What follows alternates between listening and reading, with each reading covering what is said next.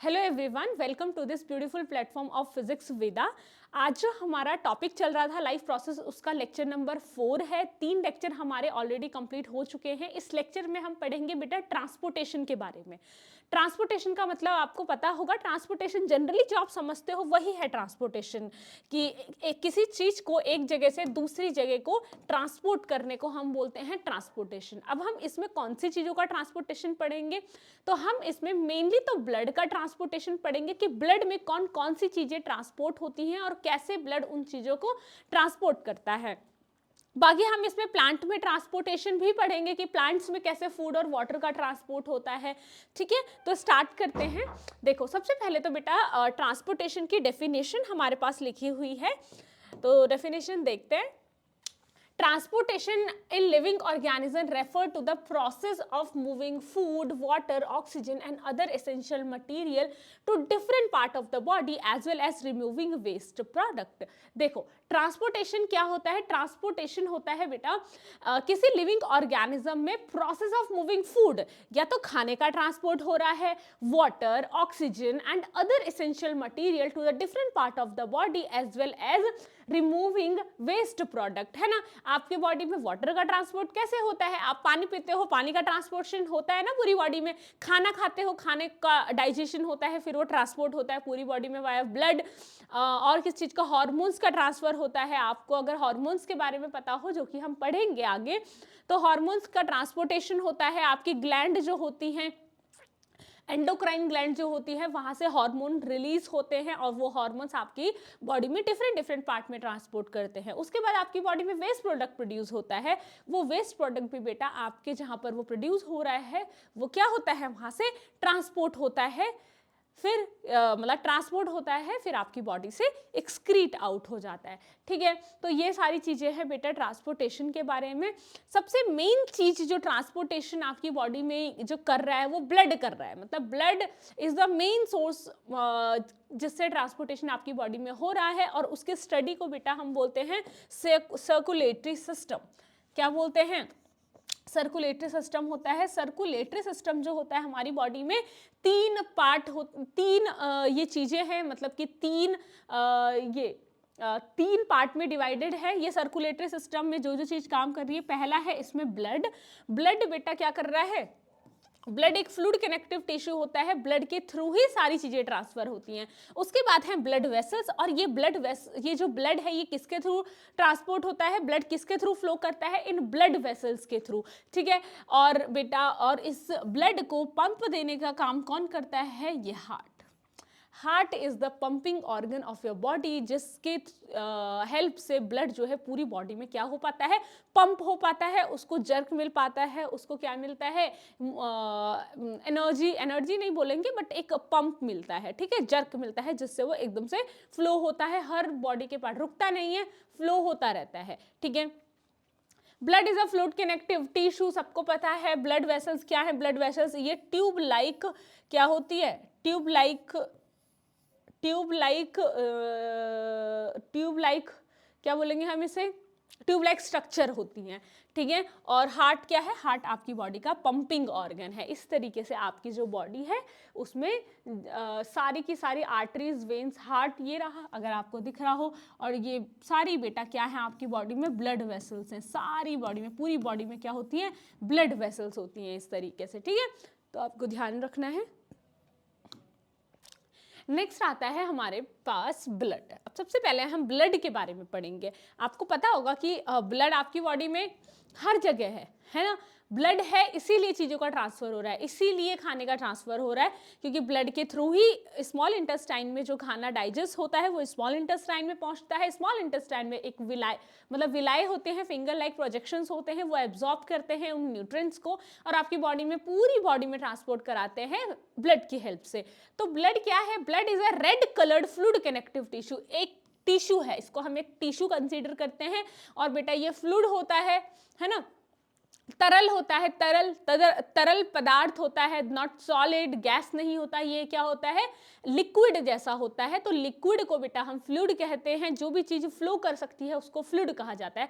Gas को भी हम फ्लूइड कह सकते हैं, बट लिक्विड को यहाँ पर हम फ्लूइड कह रहे हैं कि जो ब्लड है वो एक फ्लूइड कनेक्टिव टिश्यू है, मतलब कि टिश्यू है बट फ्लूइड है, ठीक है, फ्लो हो सकता है, which circulate in our body, जो हमारी बॉडी में सर्कुलेट होता है। Its red colour is due to the presence of respiratory pigment called haemoglobin. बेटा ये रेड कलर का होता है क्योंकि इसमें हीमोग्लोबिन पाया जाता है, found in red blood cells. और बेटा ये हीमोग्लोबिन सिर्फ रेड ब्लड सेल्स में पाया जाता है। आपको पता होगा कि ब्लड में सिर्फ रेड ब्लड सेल्स नहीं होती है, ब्लड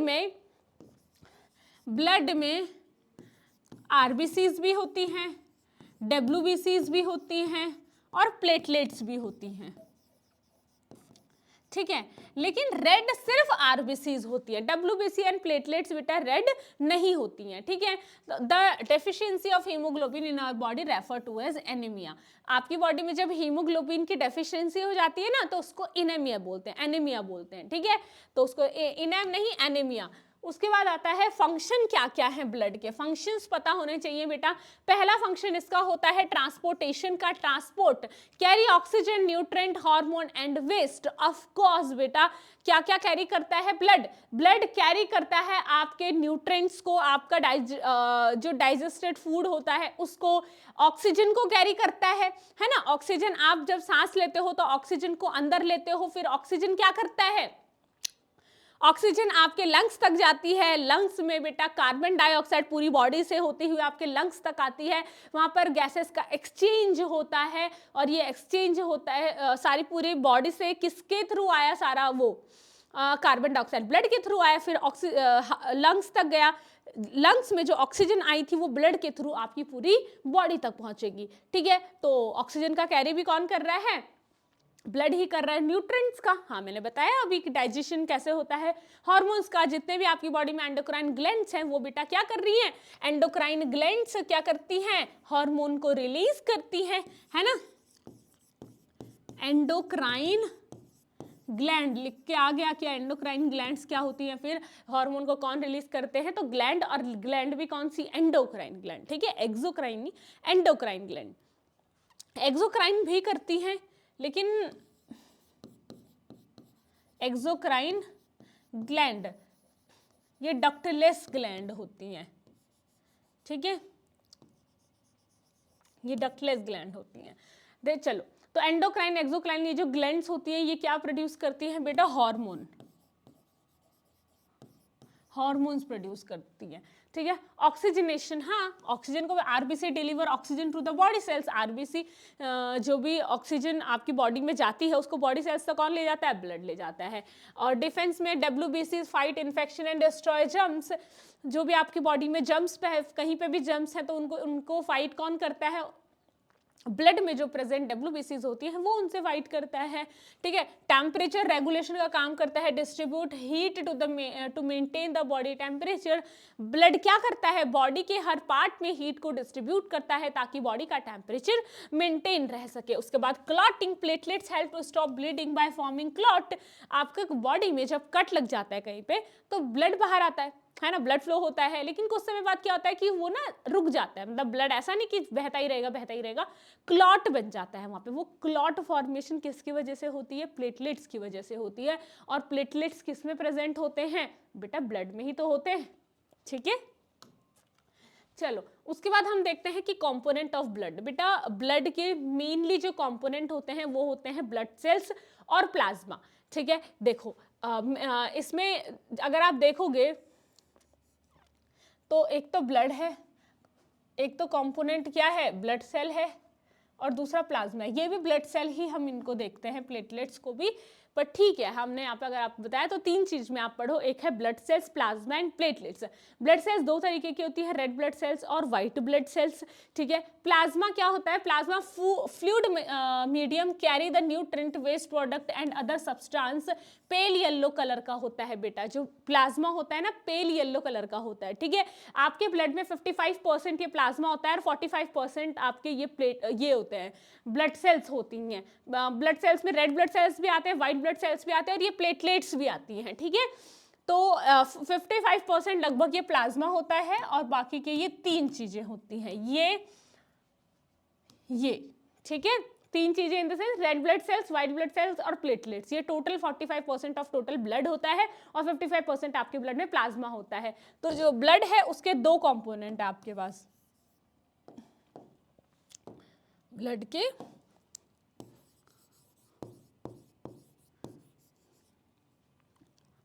हम इसको बोलेंगे प्लाज्मा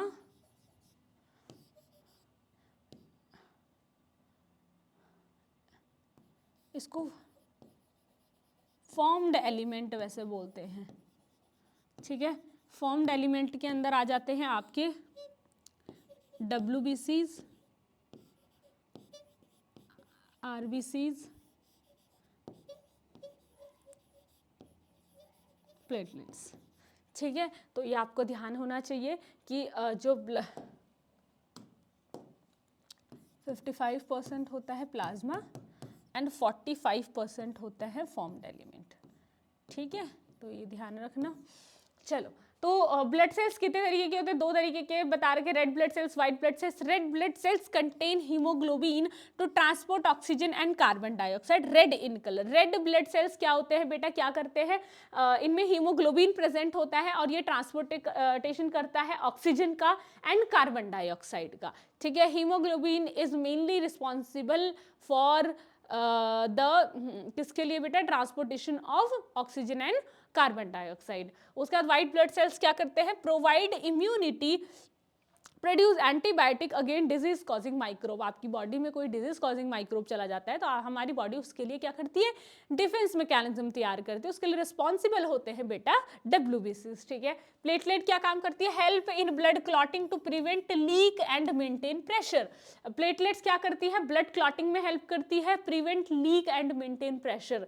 ये क्या करती है? आपकी बॉडी में कोई वुंड हो जाता है ना, कोई कट लग जाता है तो उसके लीकेज को क्या करता है? उसके लीकेज को कंट्रोल में रखता है, उससे ब्लड ना निकले बाहर। इसके लिए आपकी बॉडी में एक क्या करता है? एक क्लॉटिंग जो मैकेनिज्म होता है उसको परफॉर्म करता है और उस ब्लड को रोकता है, ठीक है। तो ये सारी चीजें हैं ब्लड के बारे में, आपको पता होनी चाहिए बेटा। उसके बाद आते हैं ब्लड वेसल्स के बारे में। अब ये ब्लड वेसल्स क्या होती है? ब्लड वेसल्स बेटा ऐसे ट्यूब्स होती हैं। ब्लड वेसल्स क्या होती हैं? ऐसे ट्यूब लाइक स्ट्रक्चर होती हैं जिनके अंदर से ब्लड फ्लो करता है ना, जस्ट लाइक दिस पेन। ये pen is a tube like structure, इसके अंदर से क्या होगा? ब्लड का फ्लो होगा, ठीक है। तो आपको ध्यान रखना है। उसके बाद इनके फीचर्स देखो, डायरेक्शन ऑफ ब्लड, आर्टरीज होती है, वेन्स होती है, कैपिलरीज होती है। 3 तरीके की ब्लड वेसल्स हमारे पास है। सबसे पहले है बेटा आर्टरीज, उसके बाद है वेन्स, उसके बाद है कैपिलरीज, ठीक है। आर्टरीज, वेन्स एंड कैपिलरीज, ठीक है। तो ध्यान रखो, आर्टरीज, वेन्स एंड कैपिलरीज। देखो, arteries carry blood away from the heart. Arteries क्या करती हैं बेटा? मेरी बात सुनो, ध्यान से मेरी बात को सुनो। मैं आपको अभी सर्कुलेटरी सिस्टम भी पढ़ाऊंगी, डबल सर्कुलेशन भी बताऊंगी, लेकिन एक बार के लिए मेरी बात को सुनो कि होता क्या है कि आपकी बॉडी जो है, आपकी बॉडी के अंदर हार्ट क्या करता है? हार्ट के अंदर क्या होता है बेटा? हार्ट आपकी बॉडी में ब्लड को पंप करने का काम करता है। एक तो पूरी बॉडी से डीऑक्सीजनेटेड ब्लड आपकी बॉडी के एक हार्ट के एक चेंबर में आता है। 4 चेंबर हमारे हार्ट में होते हैं, आपको अच्छे से एक्सप्लेन करके बताऊंगी, बट स्टिल अभी बता रही हूँ सिर्फ आर्टरीज बताने के लिए और वेन्स बताने के लिए, ठीक है। तो पूरी बॉडी, आपका जो पूरा हार्ट होता है उसमें 4 चेंबर होते हैं, ठीक है। एट्रियम होते हैं, वेंट्रिकल्स होते हैं, ठीक है।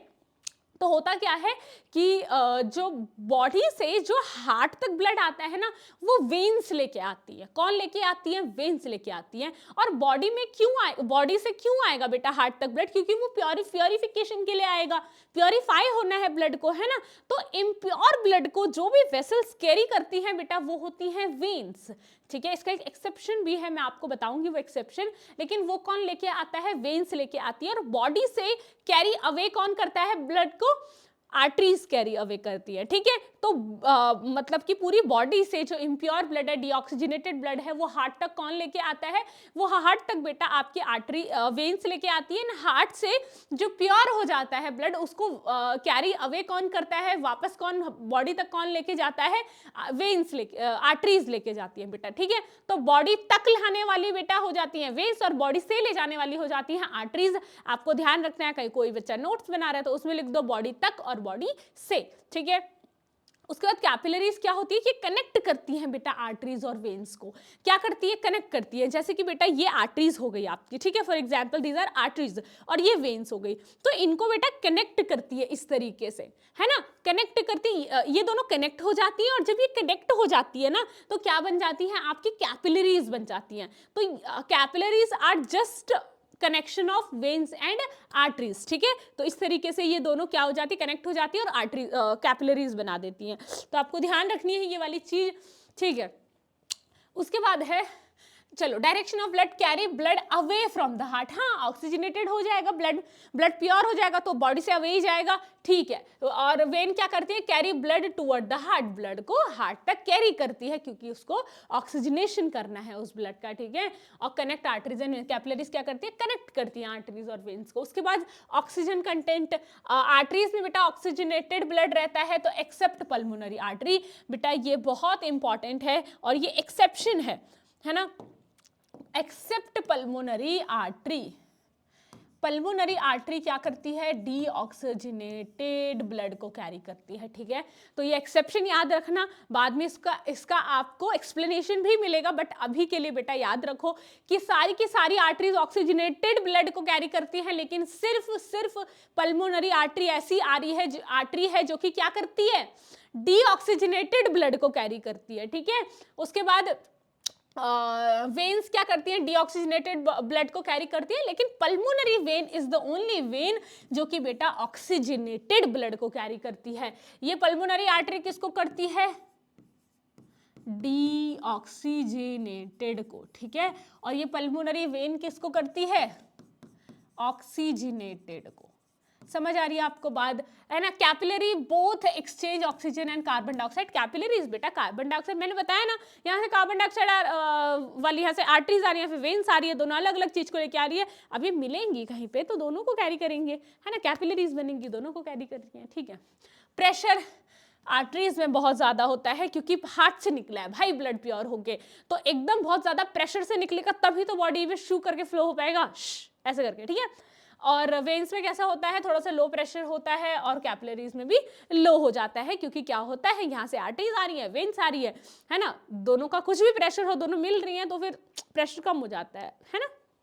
चलो, वॉल की थिकनेस बेटा थिक होती है, इलास्टिक होती है। आर्टरीज की वॉल थिक होती है, इलास्टिक होती है, क्योंकि बॉडी को ब्लड को पूरी बॉडी में फ्लो करना है। अगर आर्टरीज बेटा वो नहीं होंगी, क्या थिक नहीं होंगी तो फट सकती हैं।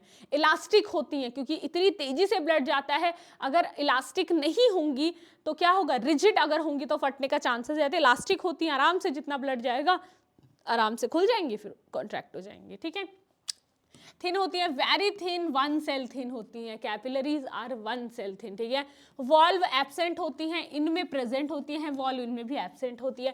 फंक्शन होता है distribute blood pumped by the heart, return blood to the heart, बिल्कुल मैं आपको बता चुकी हूँ। Exchange oxygen, nutrients and waste with cell, ठीक है। इनका काम होता है एक्सचेंज करना वेस्ट को, न्यूट्रिएंट्स को, है ना, और हार्मोन्स को, सारी चीजों को। Carry oxygen and nutrient, carbon dioxide and waste, oxygen and nutrient to the cell, carbon dioxide and waste from the cell, ठीक है। दोनों काम करती हैं, तो आपको ध्यान रखना है, ये सारी चीजें आपको क्या करना है, अपनी कॉपी में नोट करनी है बेटा। ये बहुत शॉर्टकट नोट्स है, आपको इनको देखना है, ठीक है। उसके बाद अगर हम बात करें ह्यूमन हार्ट की, ठीक है, ह्यूमन हार्ट, इसमें बताने से पहले मैं आपको खुद से बताती हूँ, ठीक है। 1 मिनट, है ना, ओके, ठीक है,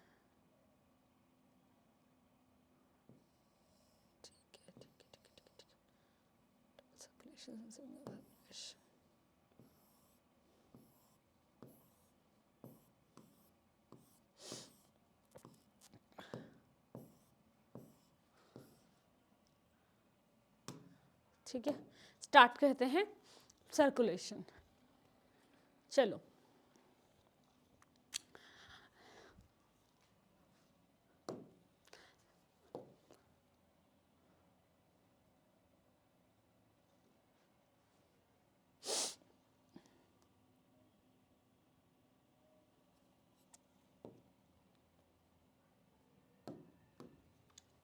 हार्ट बना रही हूं मैं, ठीक है, असली हार्ट नहीं है, ये नकली हार्ट है, ठीक है। ऊपर वाले जो दोनों होते हैं ना वो एट्रियम होते हैं बेटा, ठीक है, तो ये भी एट्रियम है और ये भी एट्रियम है। नीचे वाले जो होते हैं वो दोनों के दोनों वेंट्रिकल होते हैं। क्या होते हैं? वेंट्रिकल होते हैं। तो ऊपर वाले एट्रियम है, नीचे वाले वेंट्रिकल्स हैं, ठीक है। और बेटा मैं अगर ऐसे खड़ी हो जाऊं ना, ठीक है, मैं अगर ऐसे खड़ी हो जाऊं और ये हार्ट समझो मेरा है, ठीक है, मेरा हार्ट है, ठीक है, तो मेरा ये साइड है राइट साइड और ये है मेरा लेफ्ट साइड, ठीक है। तो मेरा ये राइट साइड है, ये लेफ्ट साइड है, तो बेटा मेरा हार्ट अगर रखा है मेरी बॉडी में, तो मेरी हार्ट का जो राइट साइड है वो इधर होगा ना और लेफ्ट साइड इधर होगा, है ना। तो मैं इधर लिखूंगी राइट और इधर लिखूंगी लेफ्ट, ऐसे ही मैं इधर लिखूंगी राइट और इधर लिखूंगी लेफ्ट, है ना। कहीं आप ये मत बोलना कि मैम हम कॉपी में तो इस तरीके से हार्ट बना रहे हैं। आप जब कॉपी में इस तरीके से हार्ट बनाओगे, अपनी कॉपी को ऐसे लेके हार्ट बनाओगे ना, तो जिस तरफ राइट होगा ना आपका, उस तरफ लेफ्ट बनेगा, और ये इस तरफ आपका लेफ्ट होगा तो इस समय इस तरफ राइट बनेगा। फिर उस कॉपी को ऐसे उठा के पलटना और अपने सीने तक लेके आना, अपनी बॉडी के पास लेके आना और देखना कि आपके हार्ट की पोजीशन किस तरीके से हो रखी है, ठीक है। उसके हिसाब से आपको हार्ट बनाना है। समझ आ गई मेरी बात? आई होप समझ आ गई होगी। तो ये राइट एट्रियम है, लेफ्ट एट्रियम है, राइट वेंट्रिकल है, लेफ्ट वेंट्रिकल है। क्या होता है बेटा कि ना हमारी बॉडी के 4 चेंबर, हमारे हार्ट के ये 4 चेंबर हैं, है ना। होता क्या है कि सारा का सारा जो ब्लड होता है बॉडी के ऑर्गन से, बॉडी ऑर्गन्स से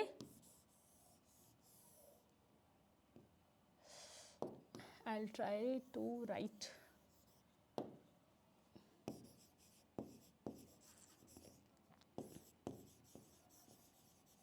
ठीक है। बॉडी के ऑर्गन से बेटा सारा डीऑक्सीजनेटेड ब्लड होता है ना, वो कहाँ जाता है? डीऑक्सीजनेटेड को मैं बनाऊंगी ब्लू से और ऑक्सीजनेटेड को मैं बनाऊंगी रेड से, ठीक है। तो डीऑक्सीजनेटेड ब्लड बेटा कहाँ जाता है?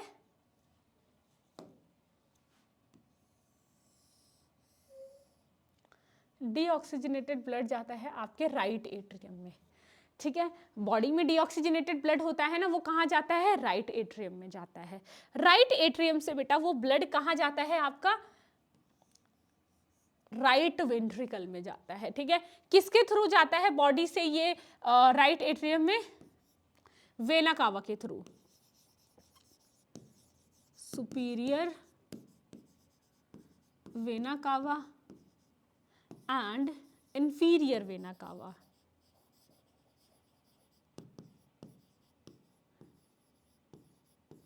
सुपीरियर वेना कावा और इंफीरियर वेना कावा के थ्रू बेटा बॉडी ऑर्गन से सारा ब्लड कहाँ जाता है? आपके राइट एट्रियम में जाता है। राइट एट्रियम से ये राइट वेंट्रिकल में एंटर करता है वाया ट्राइकस्पिड वॉल्व। क्या? एक ट्राइकस्पिड वॉल्व नाम की एक वॉल्व होती है। वॉल्व मतलब ऐसा कुछ रास्ता होता है यहाँ पर, और उसके थ्रू क्या होता है? ये ब्लड राइट एट्रियम में जाता है। राइट एट्रियम से ये जो ब्लड है बेटा, ये ब्लड कहाँ जाता है? राइट एट्रियम से ये ब्लड जाता है आपके लंग्स तक। राइट एट्रियम से ब्लड कहाँ जाता है? आपके लंग्स तक जाता है, ठीक है। राइट एट्रियम से ब्लड कहाँ जाता है? आपके लंग्स तक जाता है। लंग्स यहाँ पर हैं।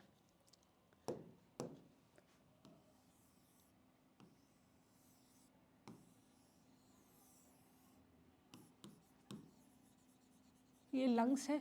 राइट एट्रियम से ये जो ब्लड है ये जाता है आपके लंग्स तक।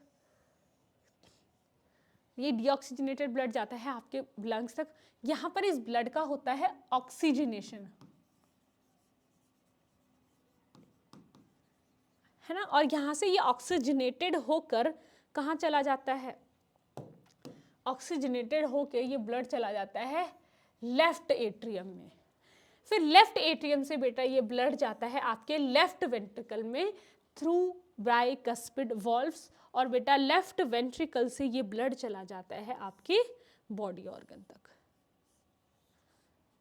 लेफ्ट वेंट्रिकल से ये ब्लड चला जाता है आपके बॉडी ऑर्गन्स तक। इस तरीके से क्या होता है, ब्लड का फ्लो होता है आपकी बॉडी में। ठीक है, तो ये बेटा आपको ध्यान रखना है। ठीक है, बहुत इंपॉर्टेंट है, बहुत इजी वे में मैंने बताने की कोशिश करी है। ठीक है, ये एओर्टा के थ्रू पहुंचता है यहाँ पर, इसको बोलते हैं एओर्टा, इसको बोलते हैं एओर्टा। ठीक है, ये ऑक्सीजनेटेड ब्लड है। ये कौन सा ब्लड है, ऑक्सीजनेटेड ब्लड है। ठीक है, और यहाँ पर होती हैं आपकी, बस इस तरीके से आपको ये ध्यान होना चाहिए। तो मैंने क्या बताया कि डीऑक्सीजनेटेड ब्लड बेटा superior vena cava, inferior vena cava, inferior कहाँ से लेके आती है, lower parts of the body से,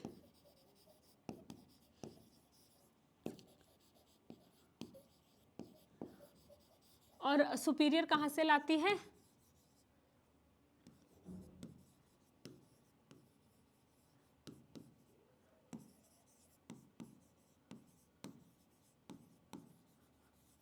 upper part of the body से लेके आती है।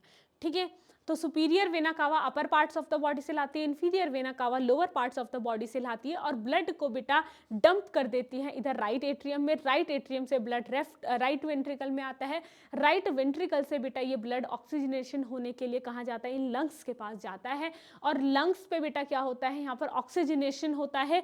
ये डीऑक्सीजनेटेड ब्लड है, यहाँ पर डीऑक्सीजन है, यहाँ पे मतलब कि डीऑक्सीजनेटेड ब्लड।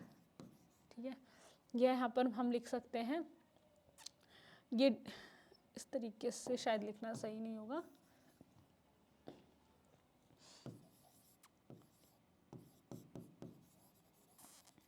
Deoxygenated blood. ठीक है, इस तरीके से आपका पूरा ये साइकिल चलता है। इसको ध्यान से देखो, ये बहुत इंपॉर्टेंट है। चलो अब हम हार्ट को पढ़ना शुरू करते हैं। देखो ह्यूमन का जो हार्ट है, the heart is a muscular organ. हाँ बेटा, जो हार्ट होता है वो एक मस्कुलर ऑर्गन है। इस तरीके का हार्ट का स्ट्रक्चर होता है। हमारी बॉडी के अंदर भी ऐसा ही हार्ट होता है। ठीक है, डब्बे वाला हार्ट नहीं होता, वो तो मैंने आपको समझाने के लिए, ताकि आपको ईजी पड़ जाए, इसीलिए मैंने बताया। इस तरीके का हमारा हार्ट का स्ट्रक्चर होता है, और इसमें आपको ना साफ साफ नजर आ रहे हैं ये हार्ट की जो पार्ट्स है। मैं आपको सारे पार्ट्स अभी बताऊंगी एक एक करके। ठीक है, अभी देखो कि हार्ट क्या है। Heart is a muscular organ that is situated in the front of the chest. कहाँ होता है बेटा, ये चेस्ट के पास होता है, इन फ्रंट ऑफ चेस्ट होता है। It pump blood all through the body in the process of circulation. ये क्या करता है, सारे ब्लड को आपकी बॉडी में क्या करता है बेटा, थ्रू बॉडी क्या करता है, सर्कुलेट करता है। उस प्रोसेस को हम बोलते हैं सर्कुलेशन। It has 4 chamber. कितने चेंबर होते हैं हार्ट के बेटा, 4 चेंबर होते हैं, सेपरेटेड बाय अ सेप्टम। और ये जो चारों चेंबर होते हैं ना, ये वाले हार्ट के चारों चेंबर होते हैं, हार्ट के जो चारों चेंबर होते हैं, ये सेप्टम, ये है वो सेप्टम, ये है वो सेप्टम। इस सेप्टम से डिवाइडेड होते हैं। ठीक है, और which prevent mixing of pure and impure blood. हाँ, अगर सेप्टम नहीं होती, दीवार नहीं होती बीच में, तो प्योर एंड इम्प्योर ब्लड तो मिक्स कर जाता है, लेकिन नहीं करता है बिकॉज ऑफ दैट सेप्टम। और ये बेटा आपका हार्ट का स्ट्रक्चर है। देखो हार्ट के स्ट्रक्चर में आपको अगर नहीं दिख रहा है तो मैं दिखाती हूँ। ये लिखा है राइट वेंट्रिकल। आई होप ये कलर विजिबल होगा, है ना। राइट वेंट्रिकल, एक मिनट, है ना, इतना भी कुछ विजिबल नहीं है। अगर क्वालिटी नहीं अच्छी होगी तो फिर नहीं दिखेगा। आई थिंक ग्रीन तो दिख जाएगा। राइट वेंट्रिकल है, हाँ ये ठीक है ना, राइट वेंट्रिकल। तो राइट वेंट्रिकल, ये राइट वेंट्रिकल है, ये लेफ्ट वेंट्रिकल है, ये राइट वेंट्रिकल है और लेफ्ट वेंट्रिकल है, ठीक है। उसके बाद ये लेफ्ट एट्रियम है बेटा, ये लेफ्ट एट्रियम है, ये राइट एट्रियम है।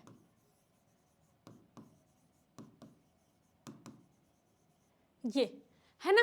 तो अगर आपको एरो नहीं दिख रहे हैं तो एरो ये है,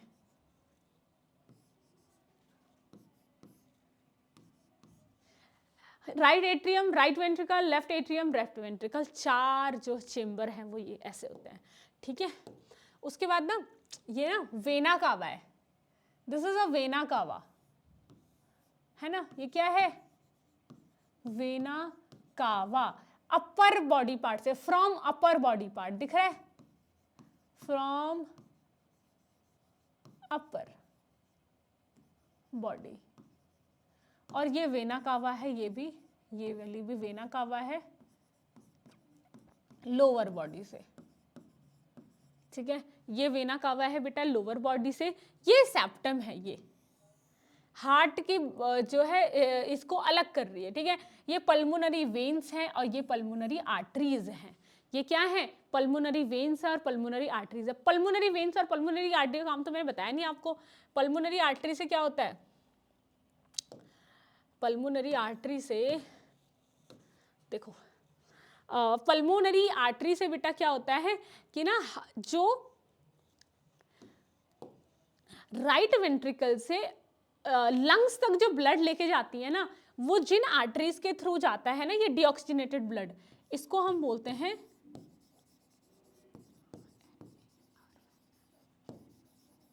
पल्मोनरी आर्टरी। और ये एक्सेप्शन है, ये एक्सेप्शन है कि एक आर्टरी ब्लड को, एक आर्टरी डीऑक्सीजनेटेड ब्लड को कैरी कर रही है। आर्टरीज हमेशा ऑक्सीजनेटेड ब्लड को कैरी करती है, लेकिन यहाँ पर बेटा जो आर्टरी है ना, वो डीऑक्सीजनेटेड ब्लड को कैरी कर रही है, इसीलिए हम इसको बोलते हैं कि ये क्या है, ये एक एक्सेप्शन है। और वेन्स जो ये होती है ना, ये वाली वेन, इस वेन को हम बोलते हैं पल्मोनरी वेन। और ये क्या करती हैं, ऑक्सीजनेटेड ब्लड को कैरी करती है। तो ये भी एक एक्सेप्शन है, क्योंकि वेन हमेशा डीऑक्सीजनेटेड ब्लड को कैरी करती है, लेकिन pulmonary vein is the only when जो कि ऑक्सीजनेटेड ब्लड को कैरी कर रही है, and pulmonary artery is the only artery जो डीऑक्सीजनेटेड ब्लड को कैरी कर रही है, ठीक है। तो आपको इसका ध्यान रखना है। चलो ठीक है, तो ये आपको देखो, ये सेप्टम है, ये सेप्टम है जो बॉडी को, ये वॉल को डिवाइड कर रही है। Pulmonary artery, pulmonary wall, pulmonary artery vein आपको पता चल गया। अब ये एट्रियम और वेंट्रिकल के बारे में एक डिफरेंस है, ये आप पढ़ लो, ठीक है, कि upper chamber of the heart, atrium क्या होते हैं, upper chamber of the heart होते हैं, ठीक है। मैंने आपको बताया था ना कि ये मेरा अगर हार्ट था तो इसके ऊपर वाले कौन से थे, दोनों एट्रियम थे, नीचे वाले वेंट्रिकल थे। और लोअर चेंबर कौन से होते हैं, वेंट्रिकल होते हैं, ये वाले। वॉल थिन होती है इनकी, एट्रियम की जो वॉल होती है ना वो थिन होती है, इनकी जो वॉल होती है थिन होती है। वेंट्रिकल्स की जो वॉल होती है वो थिक होती है और मस्कुलर होती है।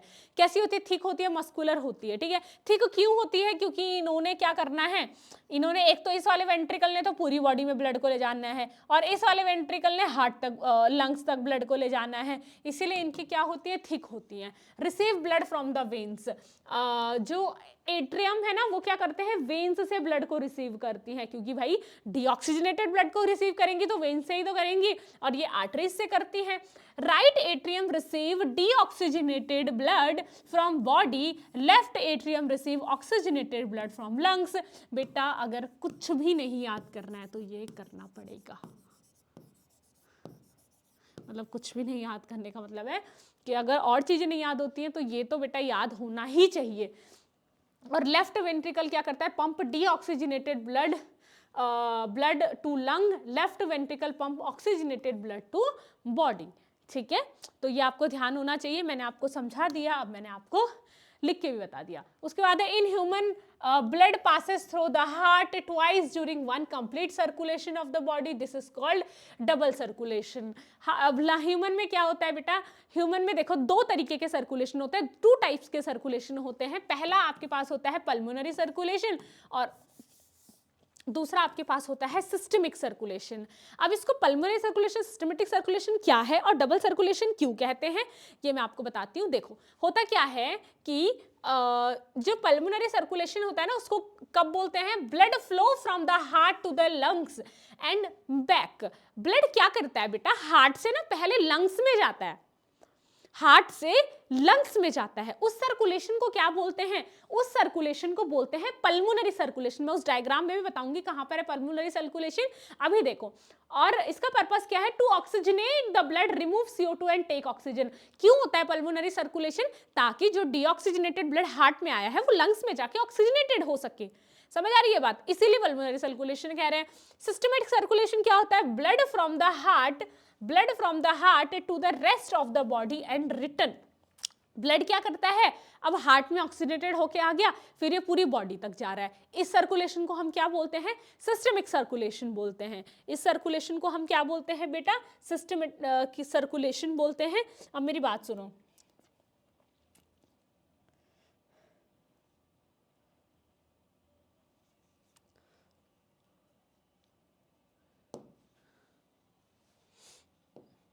देखो इसका पर्पस क्या था, ऑक्सीजनेट करना। इसका सिस्टमिक क्या है, to supply oxygen and nutrients to the body tissue and collect CO2। तो दो तरीके के सर्कुलेशन, पहला हो रहा है blood flow from the heart to the lungs. Blood क्या हो रहा है, हार्ट तक फ्लो हो रहा है। ये जो ब्लड का हार्ट से ये ब्लड का यहाँ से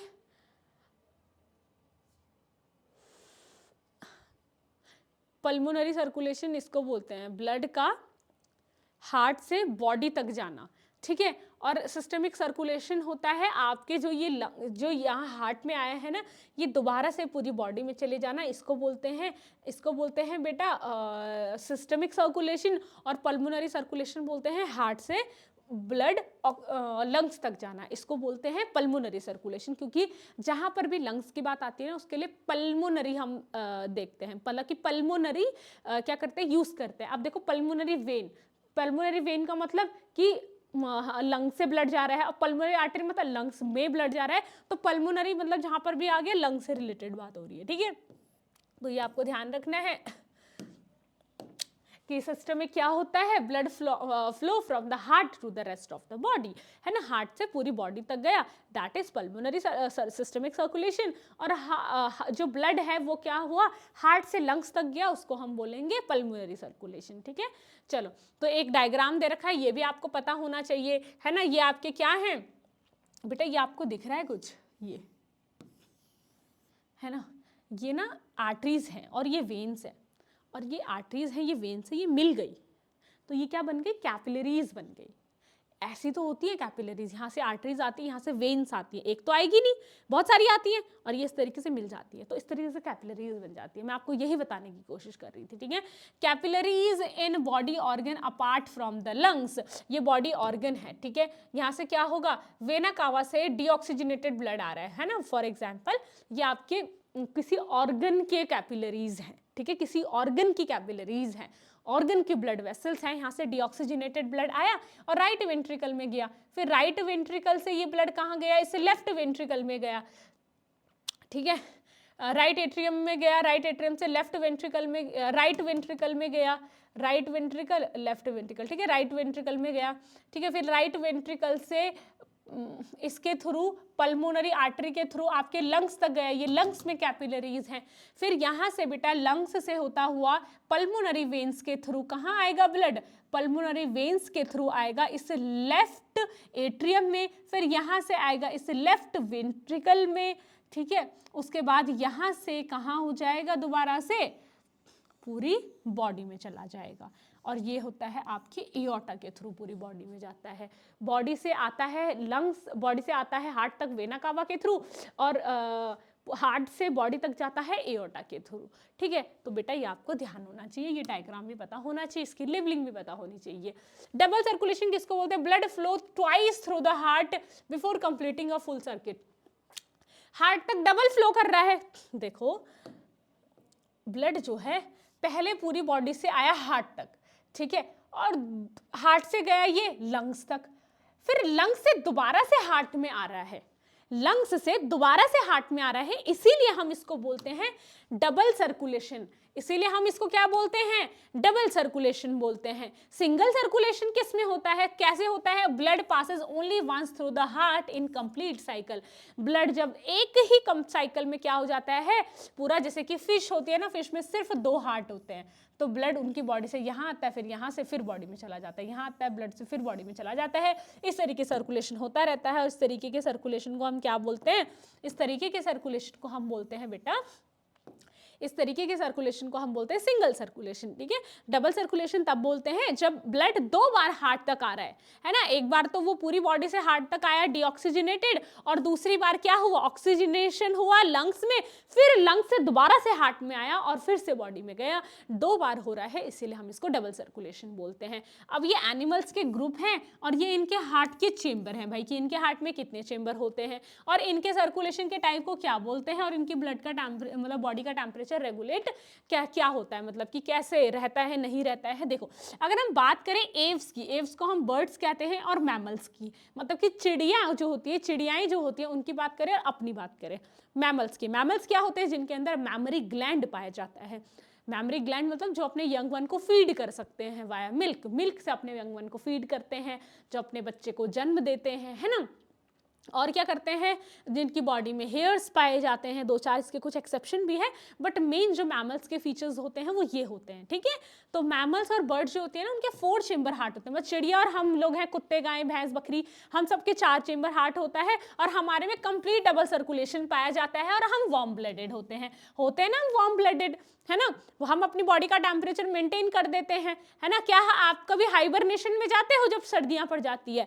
क्या गर्मियों में एस्टिवेशन में जाते हो? नहीं, हम क्या करते हैं, हम सर्दियों में ना हमारी बॉडी से ठुठुरती है ना, क्या बोलते हैं, जो भी आपकी लैंग्वेज में बोलते होंगे, हम ऐसे कपकपाते हैं, शिवरिंग होती है हमारी बॉडी में। उससे क्या होता है, हमारी बॉडी क्या करती है?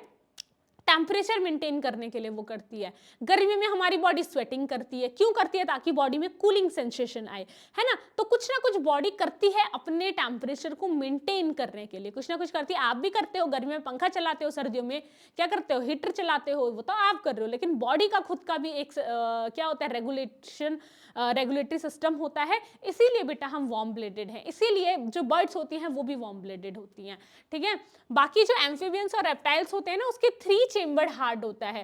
कैसा चेंबर्ड हार्ट होता है? 3 चेंबर्ड हार्ट होता है, एक्सेप्ट फॉर क्रोकोडाइल। इसका जो एक्सेप्शन है क्रोकोडाइल, क्रोकोडाइल में ना बेटा एक ही चेंबर हार्ट होता है। क्रोकोडाइल में 4 चेंबर हार्ट होते हैं, जबकि वो रेप्टाइल है। क्रोकोडाइल रेप्टाइल है, फिर भी उसका 2 चेंबर हार्ट 3 चेंबर हार्ट होता है, 4 चेंबर हार्ट होता है।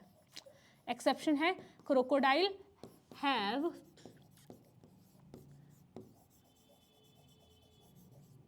Chambered heart.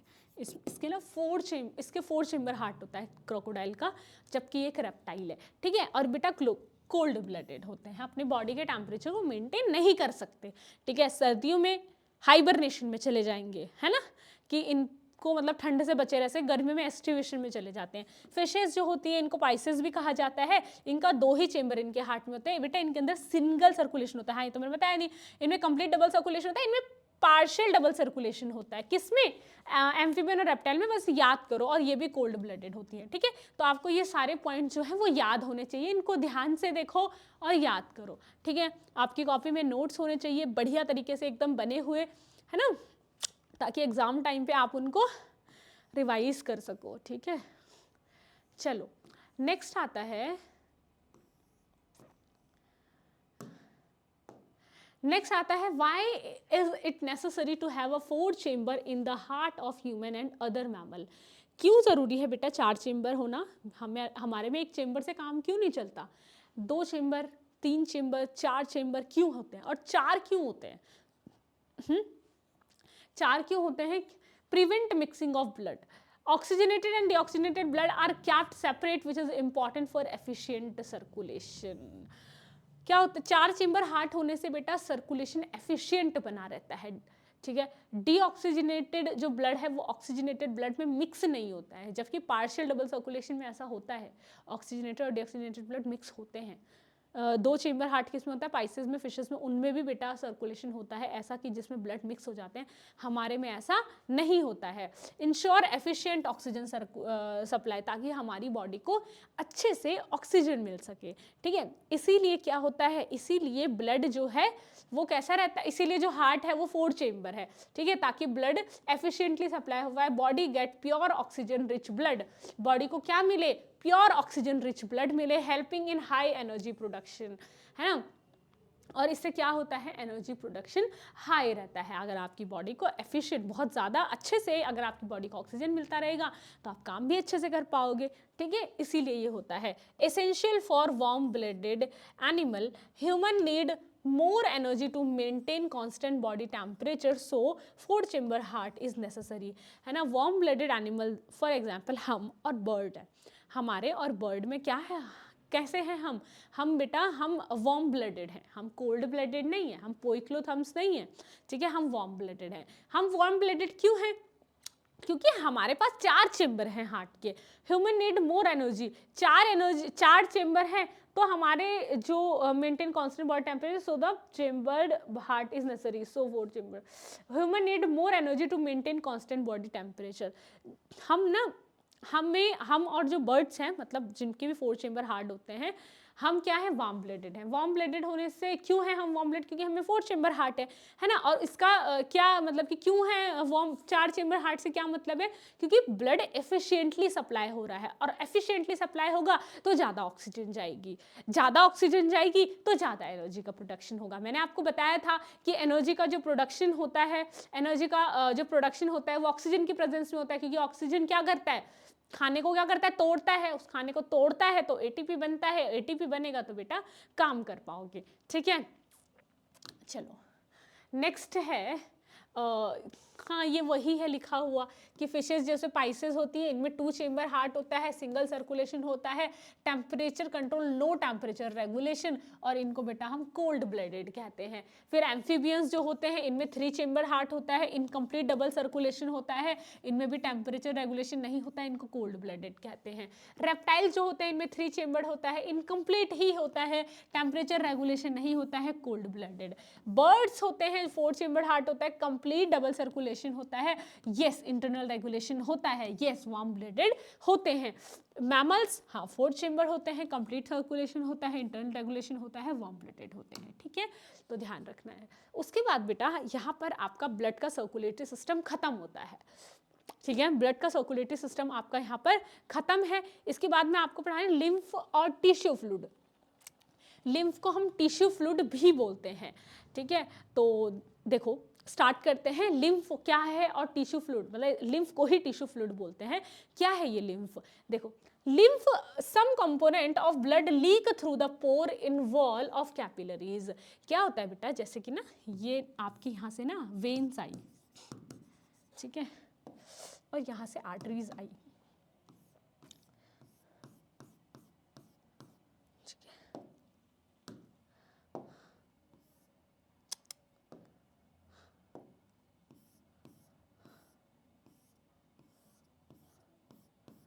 इस तरीके का ना एक नेटवर्क बनाते हैं, ये वेन्स है और ये आर्टरीज है। तो ये क्या बन गया, ये कैपिलरीज बन गई, ये कैपिलरीज बन गई, ठीक है, ये कैपिलरीज बन गई। अब क्या होता है कि कैपिलरीज बन जाती है ना, तो इनसे ना कुछ चीजें ना लीक हो जाती हैं, यहाँ से कुछ चीजें ना बाहर टिश्यूज में चली जाती हैं, है ना। तो ये जो टिश्यू में चला जाता है ना, इसको हम बोलते हैं टिश्यू फ्लूइड। इसको क्या बोलते हैं, टिश्यू फ्लूइड होता है। मतलब कि जो कैपिलरीज होती है ना, इनसे कुछ चीजें बाहर लीक हो जाती हैं, है ना। ये जो लीकेज वाला जो फ्लूइड होता है इसको हम टिश्यू फ्लूइड बोलते हैं और लिम्फ भी बोलते हैं। इस लिम्फ का एक अलग नेटवर्क होता है आपकी बॉडी में। क्या होता है, एक अलग नेटवर्क होता है आपकी बॉडी में। जैसे कि आपको पता होगा कि अगर आप एक सर्कुलेटर, आप एक इंसान की बॉडी को देखो ना, तो आपकी बॉडी में बहुत सारे नेटवर्क है। सबसे पहले आपका सबसे बड़ा जो नेटवर्क होता है हड्डी का ढांचा, है ना। हड्डी के ढांचे के साथ आपकी बॉडी में आर्टरीज का ढांचा, वेन्स का ढांचा, न्यूरॉन्स, नर्व्स जो होती हैं उनका, है ना। अलग अलग तरीके के ढांचे हैं आपकी बॉडी में। ऐसे एक लिम्फ का ढांचा भी होता है, देख रहे हो इस ढांचे को, लिम्फ। ये लिम्फ वेजल्स है सारी, ये ग्रीन ग्रीन कलर की जो है पूरी बॉडी में, है ना। तो क्या होता है, ये जो टिश्यू फ्लूइड होता है ना, इसके अंदर क्या क्या चीजें होती है। इसके अंदर बेटा एक तो होता है प्लाज्मा। क्या होता है इसके अंदर, प्लाज्मा। प्लाज्मा मैंने आपको बताया था ना कि ब्लड में दो कंपोनेंट होते हैं, एक होता है फॉर्म्ड एलिमेंट और एक होता है प्लाज्मा। फॉर्म्ड एलिमेंट में क्या क्या चीजें आती है, आरबीसीज, डब्ल्यूबीसी और प्लेटलेट्स, है ना। अगर आप इसमें से इन तीनों को हटा दें, तो ब्लड में से इन तीनों चीजों को हटा दें तो जो बचेगा वो प्लाज्मा होता है। तो इस टिश्यू फ्लूइड में एक तो प्लाज्मा होता है, दूसरी चीजें क्या होती है, प्रोटीन्स होते हैं। क्या होते हैं, प्रोटीन्स होते हैं। हाँ, ब्लड में प्रोटीन होते हैं ना वो, है ना। और इनमें क्या होते हैं, WBCs होते हैं। और क्या होती है, RBCs नहीं होती है भाई, प्लेटलेट्स होती हैं। 1, 2, 3 और 4, ये जो 4 चीजें हैं ये किस में पाई जाती हैं, आपके लिम्फ में पाई जाती हैं। पहली है प्लाज्मा, दूसरी है प्रोटीन, तीसरा है WBCs और चौथी है प्लेटलेट्स। ये 4 चीजें आपके लिम्फ में पाई जाती हैं, WBCs लिम्फ में नहीं होती हैं। प्लाज्मा होता है, प्रोटीन होता है, ब्लड सेल्स होती है, नॉट RBC नहीं होती है। ये कहाँ पाई जाती है, लिम्फ में। बहुत इंपॉर्टेंट है बेटा, आपको ध्यान रखना है, आपको याद करना है, ठीक है। उसके बाद आता है ये एक कलरलेस फ्लूइड होता है, contain less protein than blood. हाँ, इसमें कम प्रोटीन होता है ना, कुछ प्रोटीन तो ब्लड में ही रहेगा, कुछ प्रोटीन जाएंगे बाहर, तो कम प्रोटीन होते हैं टिश्यू फ्लूइड में। lymph is a part of lymphatic system. Lymph flow into lymphatic capillaries which join to form a large lymph vessels. These vessels finally merge to the large veins. उसके बाद ये large veins में चली जाती हैं, ठीक है। तो आपको ये ध्यान रखना है। कैरी, अब बेटा फंक्शन क्या होता है लिम्फेटिक सिस्टम का फंक्शन, ये भी याद होना चाहिए। क्या क्या करता है, carry digested and absorb fat from the intestine.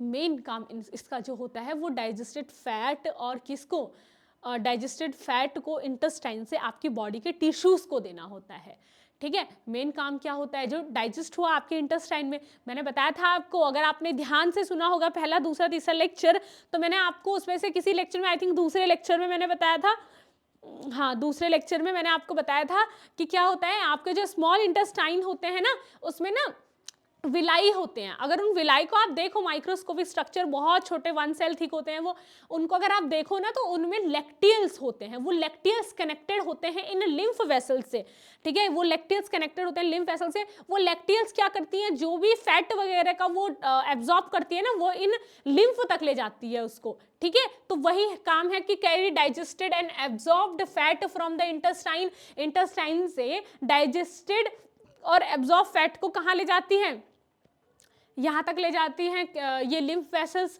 ठीक है। मतलब कि इंटेस्टाइन से बॉडी के पार्ट्स तक ले जाती है। Drain access fluid back into the blood, और बाकी जो फ्लूइड होता है ना, फिर ये दोबारा से बैक, अब जो इसमें भी फ्लूइड बच गया उसको दोबारा से ये इसमें डाल देती है। जो मतलब कि यहाँ से जो भी चीज़ें बाहर गई, फिर यहाँ पर टिश्यूज ने उसको एब्जॉर्ब करा, टिश्यूज ने एब्जॉर्ब करा फैट वगैरह को, और जो भी एक्सेस फ्लूइड बचा वो दोबारा से ब्लड वेसल्स में आ जाती है, ठीक है। तो आपको ध्यान होना चाहिए। Lymph contain lymphocytes that help in defend the body against the infection. Lymph में लिम्फोसाइट्स होते हैं, और लिम्फोसाइट्स हम WBCs को बोलते हैं, ठीक है। WBCs का मतलब क्या होता है, वाइट ब्लड सेल्स, है ना, सभी को पता होगा बट स्टिल, है ना। WBCs का मतलब होता है वाइट ब्लड सेल्स, ठीक है। तो ध्यान रखो। नेक्स्ट है बेटा ट्रांसपोर्टेशन इन प्लांट। अब एनिमल्स में हमारा ट्रांसपोर्टेशन खत्म होता है। हमने ये 2 ही ट्रांसपोर्टेशन पढ़ने थे, ठीक है, जो कि हम पढ़ चुके हैं। अब हम आते हैं ट्रांसपोर्टेशन इन प्लांट में। ट्रांसपोर्टेशन प्लांट्स में बेटा 2 टिश्यूज की हेल्प से होता है। पहला जो टिश्यू का नाम है वो है जाइलम, और दूसरे टिश्यू का नाम है फ्लोएम। पहले टिश्यू का नाम क्या है, जाइलम है। ये कॉम्प्लेक्स टिश्यू है। प्लांट के टिश्यूज आप 10th क्लास में हो, 9th क्लास में आपने टिश्यूज चैप्टर पढ़ा होगा, और टिश्यू के चैप्टर में आपने प्लांट टिश्यू पढ़े होंगे। तो दो टिश्यूज होते हैं, एक होता है सिंपल टिश्यू, होता है कंपाउंड टिश्यू। सिंपल टिश्यू में आपने पढ़े होंगे parenchyma, collenchyma, sclerenchyma. Compound tissue में आपने जाइलम और फ्लोएम पढ़े होंगे, पढ़े थे ना। जाइलम और फ्लोएम जो थे, है ना, ये परमानेंट टिश्यूज होते हैं। ये क्या होते हैं, परमानेंट टिश्यूज होते हैं। तो ये जो परमानेंट टिश्यूज होते हैं जाइलम और फ्लोएम, ये मतलब परमानेंट टिश्यू तो होते हैं, बट ये कंपाउंड टिश्यूज होते हैं, सिंपल नहीं होते हैं, ठीक है, कॉम्प्लेक्स टिश्यूज होते हैं ये। तो जाइलम क्या करता है, conduct water and mineral from roots to the leaves. Root से, अब रूट से कैसे कैरी करता है मैम, क्योंकि रूट में बेटा आप पानी डालते हो। रूट्स किससे कनेक्टेड है, सॉइल से कनेक्टेड है। रूट्स में पानी डालते हो ना, ऊपर से पानी डालोगे तो ऊपर से थोड़े ना प्लांट उसको एब्जॉर्ब करेगा, नीचे रूट्स में ही डालना पड़ता है ना। तो रूट्स क्या करती हैं, उस पानी को एब्जॉर्ब करती है, फिर पूरे बॉडी तक, पूरे कहाँ तक कंडक्ट करती है, प्लांट के हर बॉडी पार्ट तक उसको कंडक्ट करती है, ठीक है। पानी इस तरीके से। क्या मिनरल कहाँ से आते हैं, मिनरल भाई सॉइल में है, सॉइल में ही तो है मिनरल, और सॉइल से जो मिनरल है उनको एब्जॉर्ब किया जाता है और पूरी प्लांट की बॉडी तक पहुंचाया जाता है। समझ आ गया आपको बात। चलो, तो फ्लोएम क्या करता है, conduct food from leaves to the all part of the plant. Phloem क्या करता है, कंडक्ट करता है फूड को लीव से बॉडी के पार्ट्स तक, ठीक है। चलो एक मिनट, ये एक प्लांट है,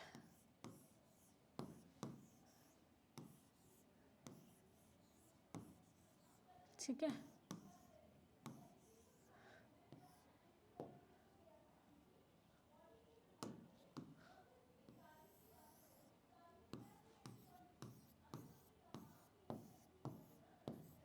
ये क्या है,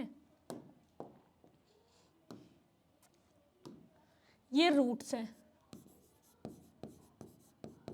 ये क्या है, सॉइल है।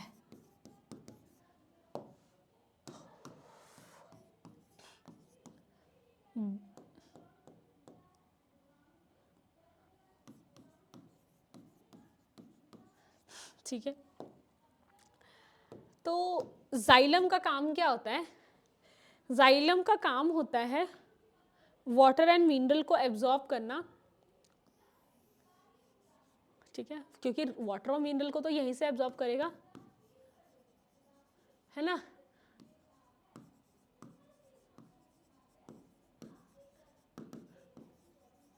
वाटर एंड मिनरल को एब्जॉर्ब करना, और इसको जाइलम क्या करता है, पूरी बॉडी तक पहुंचाता है। जाइलम क्या करता है, वाटर और मिनरल को एब्जॉर्ब करता है सॉइल में से, पूरे बॉडी तक पहुंचाता है। फ्लोएम क्या करते हैं, फ्लोएम क्या करते हैं,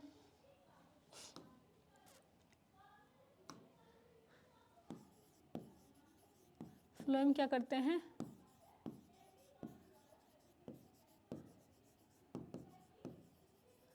वाटर एंड मिनरल को, सॉरी फ्लोएम,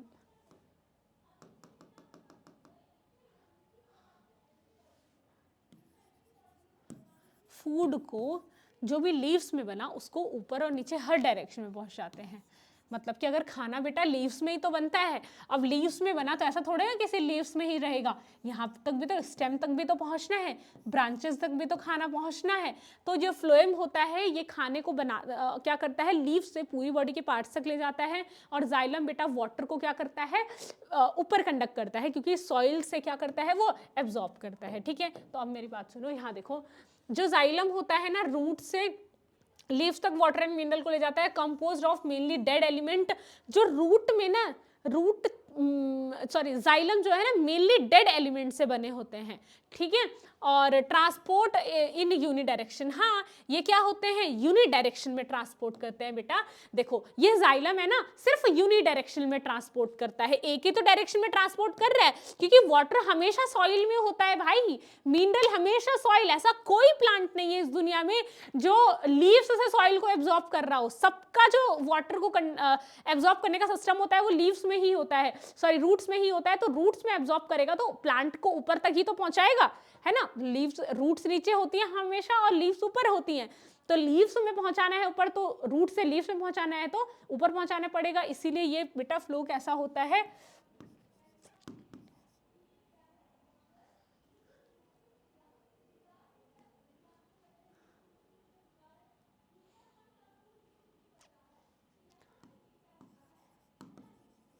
यूनिडायरेक्शनल फ्लो होता है इसका, ठीक है, सिर्फ एक ही डायरेक्शन में पहुंचाता है, ऊपर से नीचे पहुंचाने का कोई सिस्टम मतलब ही नहीं है, क्योंकि ऊपर से नीचे तो पहुंचा ही नहीं, ऊपर तो है ही नहीं वाटर एंड मिनरल, ठीक है। और ये ना बाय डायरेक्शनल होता है, क्योंकि जब खाना ऊपर बनेगा लीव्स में तो नीचे भी तो आएगा इन ब्रांचेस में, है ना, और खाना यहाँ बना तो ऊपर भी जाएगा, इसीलिए ये क्या होता है, बाय डायरेक्शनल होते हैं, ठीक है।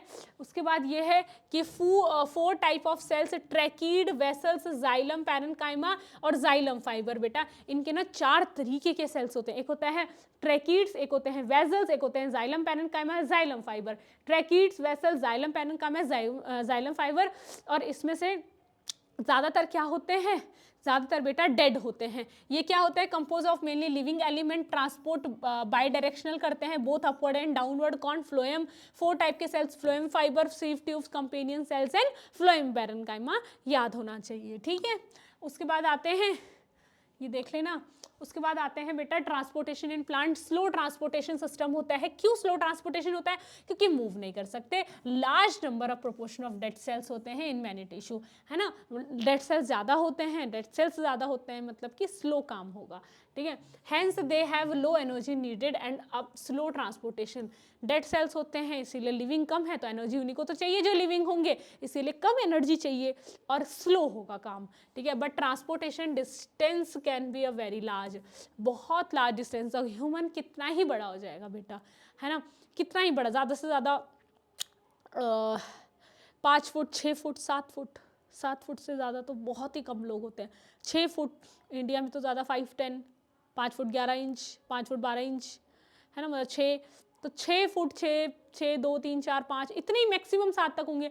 लेकिन भाई प्लांट तो 100 मीटर लॉन्ग होते हैं, 100 मीटर लॉन्ग होते हैं, और कितने वाइड होते हैं, तो लॉन्ग डिस्टेंस तक ट्रांसपोर्टेशन करना है, तो बेटा इसीलिए ये बहुत डिस्टेंस तक होता है, ठीक है। उसके बाद यहाँ पर भी यही है, जाइलम फ्लोएम ट्रांसपोर्ट। जाइलम में जो ट्रांसपोर्ट होता है वाटर एंड मिनरल का होता है, डायरेक्शनल यूनी होती है, physical forces such as root pressure and transpiration pull चाहिए होता है जाइलम ट्रांसपोर्ट में।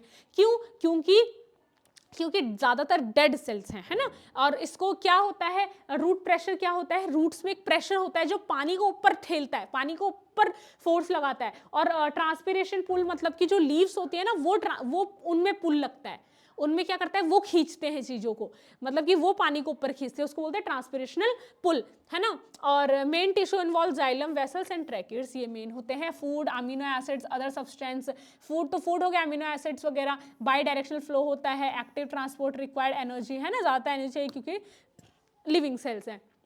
उसके बाद transport of water and mineral by xylem, तो इसमें ज़्यादा कुछ नहीं है ना, देख लेते हैं बस इसको। देखो, transport of mineral and water by xylem, देखो transport of water and mineral by xylem, xylem tissue transport water and mineral from root to leaves, हमको पता है। Water entered by root osmosis and move upward through the xylem vessels, xylem vessel से बेटा क्या होता है, water osmosis के through ऊपर जाता है, ठीक है। जाइलम वेसल से क्या होता है, water enter root by the osmosis, sorry root में एंटर जो करता है ऑस्मोसिस के थ्रू करता है, it move upward through the xylem vessel, this upward movement is known as ascent of sap. इस अपवर्ड मूवमेंट को बेटा हम बोलते हैं एसेंट ऑफ सैप, ठीक है। Movement is due to the root pressure and transpirational pull, main forces इसमें बेटा ट्रांसपिरेशनल पुल होता है। मेन फोर्स क्या होता है, ट्रांसपिरेशनल पुल होता है, जो लीव्स होती है ना ऊपर, ये लगाती हैं ट्रांसपिरेशनल पुल, ऊपर खींचती हैं वाटर को, ठीक है। ट्रांसपिरेशन क्या होता है, the loss of water in the form of water vapour through the stomata help in pulling water upward, transpiration pull, cooling the plant and maintain the flow of water and mineral. पता है ट्रांसपिरेशनल पुल से क्या होता है, ये transpiration करती हैं leave, water को प्रेशर से ऊपर खींचती हैं, जो लीव्स होती हैं, लीव से पानी बाहर निकलता है, और पानी बाहर निकलता है मतलब ऊपर चढ़ रहा है पानी, है ना, तो थोड़ा ही तो बाहर निकलेगा, सारा थोड़ी ना बाहर निकल जाता है, फिर बाहर पानी निकलता है तो और ऊपर पानी आता रहता है, ऊपर पानी आया, पूरी प्लांट की बॉडी में पानी आ जाता है, ठीक है। इसको बोलते हैं ट्रांसपिरेशनल पुल, ठीक है। और इससे ट्रांसपिरेशन होता है कि वाटर की जो सॉरी प्लांट की जो लीव्स होती हैं उनमें स्ट्रोमेटा प्रेजेंट होते हैं, छोटे छोटे स्ट्रक्चर, मैंने आपको कल बताया था, ठीक है। तो उन स्ट्रोमेटा के थ्रू क्या होता है, वाटर बाहर आता है। उसके बाद फूड का जो ट्रांसपोर्ट ऑफ फूड फ्लोएम के थ्रू होता है, phloem transport prepared food to the mainly sucrose from the leaves and other parts of the plant, वही सब लिखा है, डाउनवर्ड अपवर्ड मूवमेंट होता है। This process is called translocation, और इस प्रोसेस को हम ट्रांसलोकेशन बोलते हैं। इट रिक्वायर्ड एनर्जी, और इसको एनर्जी की रिक्वायरमेंट होती है, ठीक है। तो ये सारी चीज़ें आपको पता होना चाहिए। ये एक डायग्राम दे रखा है एनसीईआरटी का। तो वाटर वेपर देखो, वाटर की जो वेपर्स हैं इसमें लीव्स होंगी, है ना, ट्री में लीव्स होती हैं, तो वाटर वेपर ऊपर जा रहा है, मतलब लीव से बाहर निकल रहा है पानी, है ना। मूवमेंट ऑफ वाटर क्या है, ऊपर को है। तो ये सारी चीज़ें आपको पता होनी चाहिए, ठीक है। तो आज के लिए इतना ही, आज की क्लास में हम इतना ही पढ़ेंगे। अगर आपको क्लास समझ आ रही है बेटा तो वीडियोस को लाइक करें, चैनल को सब्सक्राइब करें, पढ़ाई करते रहें। All the very best, thank you so much.